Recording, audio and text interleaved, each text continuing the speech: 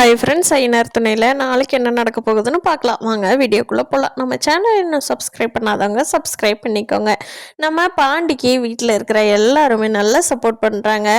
ஆனால் வானதியை கூப்பிட்டு பாண்டி பேசுகிறப்போ, டே போடா, இதெல்லாம் ஒரு கடையாடா, இங்கே போய் அதுவும் தனியாக இவர் வேறு ஓனராக இந்த டப்பா கடைக்கு இதை வேறு பெருமையாக சொல்லிட்டு இருக்காரு, போடா டே, இதை சொல்கிறதுக்கு தான் என்னை கூப்பிட்டியாடா, எங்கள் அம்மா எனக்கு வேலை சொல்லிச்சு, அதையே செஞ்சுருக்கலாம், நான் கூட என்னமோ சொல்கிறேன்னு ஓடி வந்தேன் அப்படின்னு சொல்லி வானதி சொல்கிறாங்க.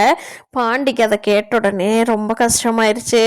என்னடா அது வானதி இப்படி சொல்கிறாளே அப்படின்னு.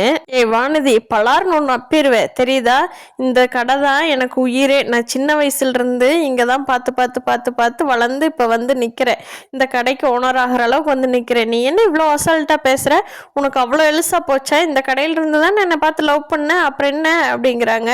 அதுக்கு வானதி, ஆமாண்டா, உன்னை பார்த்து தண்டா பண்ணினேன், அதுக்காக இந்த டப்பா கடைக்கு ஓனர்லாம் பெரிய சொல்லிட்டு இருக்க முடியுமாடா, ஒரு பெரிய கம்பெனியில் சேர்ந்தேன்னா கூட பரவாயில்ல அப்படிங்கிறாங்க.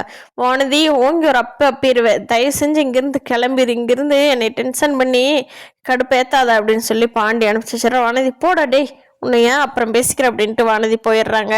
கண்ணன் ப்ரோ இருந்துக்கிட்டு பாண்டிகிட்ட சொல்கிறாரு, என்னென்ன உங்கள் சம்சாரம் இப்படி சொல்லிட்டு போகிறாங்க, இந்த கடை உனக்கு கிடைக்கிறது எவ்வளோ நல்ல விஷயம், என்ன வானதி அக்கா புரிஞ்சுக்க மாட்டேங்குது அப்படிங்கிறாரு. டே விடுறா, அந்த குறுகட்டவளுக்கு என்ன தெரிய போகுது அப்படிங்கிறாரு பாண்டி. விஷயத்தினால பாண்டிக்கும் வானதிக்கும் சப்போஸ் ஏதாவது சண்டை வர்றதுக்கோ பிரேக்கப் ஆகிறதுக்கோ வாய்ப்பு இருக்குது. கொஞ்சம் கொஞ்சமாக சோழன் மேலே உரிமை எடுத்துக்கிறாங்க நிலா.